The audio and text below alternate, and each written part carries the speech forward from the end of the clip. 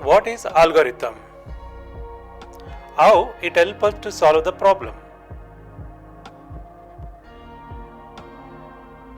In mathematics or in computer science, an algorithm is a list of instructions and rules that computer needs to do complete the task. It means it's very simple. So it's a set of rules we need to follow. So that is what the algorithm. So at college level or at university level, they'll ask for you can use the algorithm. So you should make your project based on the algorithm. So because based on the algorithm means because rules are set, based on that rules you need to make the project. So it may be a artificial intelligence, machine learning, big data, like that. But ultimately what all this mean, it all means same. So this is for the comfort for the person, what person wants. So in order to provide all these things, you need to make the all this technology you have to utilize, and then you need to provide all the facility to the person. For example, you want food, so let's say everybody want banana, so then you need to calculate how many bananas are required.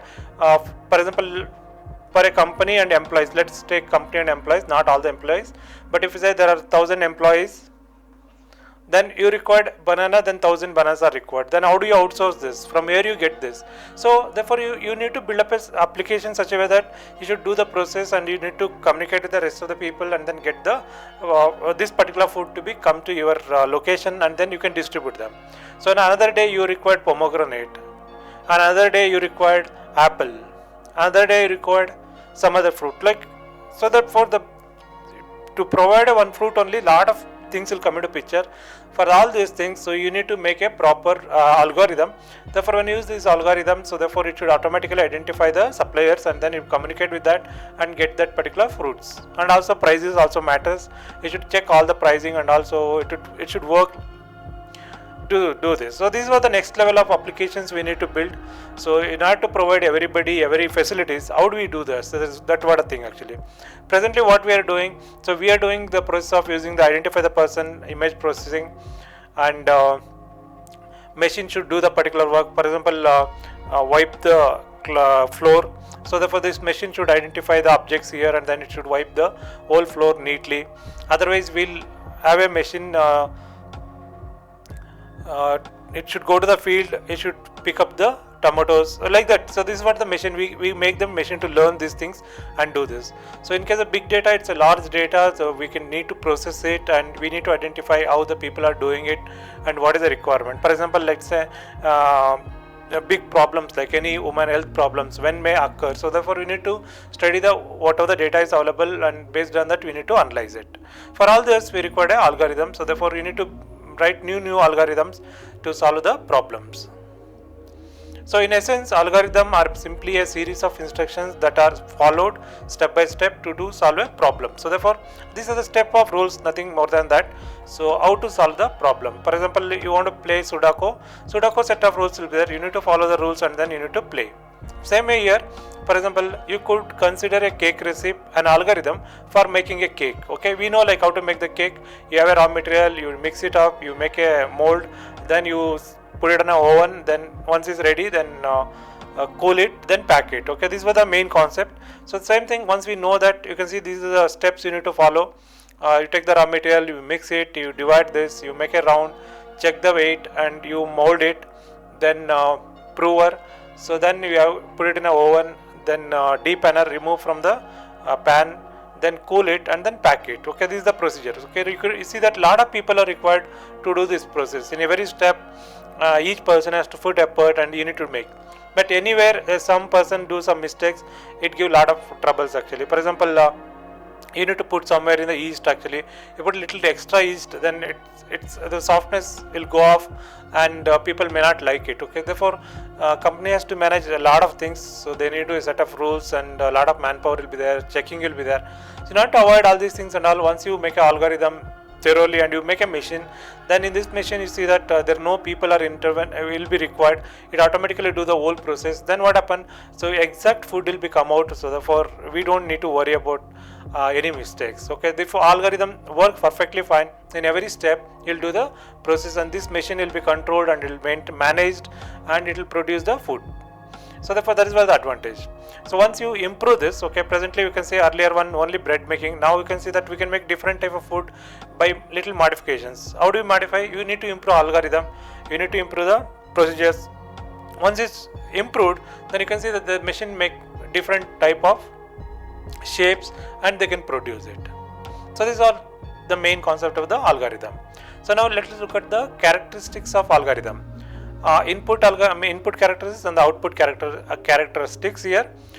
Input, well-defined input. You need to very specific what is the inputs and clear and unambiguous. Unambiguous means there should not be any confusion. So should be very clear, precise what is that. And language independent. When you write an algorithm, it should be language independent. It should be generalized, very easily understandable. So therefore everyone will get a clear picture and we can implement. So therefore you can sometimes you write the flow chart instead of using any language. We can use the flow chart and then using the flow chart we can make this one. What are the output characteristics? Well-defined output. What exactly you want? That is what the main aim of the algorithm. So your algorithm should have a clear picture what you will take, what should be the output. You take something, you cannot say something else has to come. So you should have a clear picture what is output, and finiteness, and it have a limitness. Okay, so that should not be infinite, it should have a finite, and feasible. Should be feasible, it should be applicable. So that is what very important. So these are the output characteristics and these are the input characteristics. Now let's look at some examples. So add two numbers. So this is a simple algorithm we already know, like we are adapted in daily life. It's very simple. So because in the basic school only will teach you like how to add the numbers, but how the logic works. So when you want to add a number, so you have a clear picture. What you will take two numbers means you should take two input numbers, and it should be clear there are only two numbers and easy to understand. Then what is the process? Process is add the two numbers, then you get the result. What is the output? Total is the output, and it is a finite. Okay, you know, like this is the finite value you will get it, and it is feasible. Definitely it's feasible because you will get the output value. So therefore two input values you need to read, and you need to do the process, add the two numbers and display the sum and stop. The program will stop. This is a simple algorithm we can talk about. So now any algorithm, so we can make in different format, so therefore easy to understand. So this is the algorithm basic structure, and we make a flow chart for this. So when you make a graphical representation, it's much more clear. Exactly, it give an idea like how the things will happen, what you do. So you can see that flow chart. You start from here, you read the A and B, and you add that number and write the C and stop it. Okay, this is how the algorithm works. This is how we can convert into flowchart. Once you convert into flowchart, writing the program will be much more easier. Now here is the C program. So here is the main program. So you declare three variable, read the A value, read the B value, add the number, and then print sum of two numbers is C. So therefore the output will be written on screen. So any algorithm, once you have an algorithm, so therefore you can make it as a flowchart, therefore easy to understand, and then you need to write the program based on that. Algorithm play big role in solving the many problems. True, like because every day there are a lot of problems, so therefore you need to generalize how to solve the problem. So that's what important. When you add two numbers, everyone will get the same answer. This is the base rule for the mathematics. So if each one gets the different answers, definitely there is no mathematics. Therefore that is what very important. But how everyone will get the same result? So what is the basics for this? For example, let's say 3 plus 4. So you'll get always 7. Why 7 only? So because you take the unit of this 3, so this is 3 units. You take the 4 units, then it is a 4 units. Now if you count 1, 2, 3, 4, 5, 6, 7. So therefore answer is 7. So logically immediately you can solve 7, but how the logic works? So logic works, it takes the individual unit of this, and then if you count together, so you'll get the result. So therefore the universal rule for mathematics to add or subtract or multiply, division. So anyhow, these are the things we already clear, and we already follow the same rule. Therefore everyone will follow the same rule. So therefore we get the same result. That is what very important. So let's look at the second example. Find the largest number among the three numbers. Here we take input three numbers. In that we want to find out which one is the bigger. In that case, we have to start, we have to declare three variable, read the variable. If A is greater than B, so that means first you will check A, assume that A is greater than. Then you check A is greater than C. Then we assume even A is greater than C. Therefore, A is the largest number. Else, C is the largest number. B cannot be because we are already checking A is greater than B. Therefore, the C is largest. Else, B is greater than C. Then B is the largest number. Else, C is the largest number. So this is how the whole concept works. Maybe this you can modify, you can improve it also, the possibilities are there, but give a look at it and then check it out, how do you improve this. Next one, find the factorial of a number. So if you want to find the factorial of a number, you need to write the algorithm for this. How do we do that? Declare variable n factorial and I, three variable, initialize the variable, factorial is equal to 1, I is equal to 1, read the value of n, what is the n value, repeat the steps until I is equal to n, then factorial is equal to factorial into I, and display the factorial. So if you know like what is factorial, so let's say 3 factorial. So what is 3 factorial? So that is equal to 3 into 2 into 1. So what is the total? So 6. So 6 is the factorial. So same it's written here. Now any number if we give using this program, we can able to find the answer. So thank you for watching.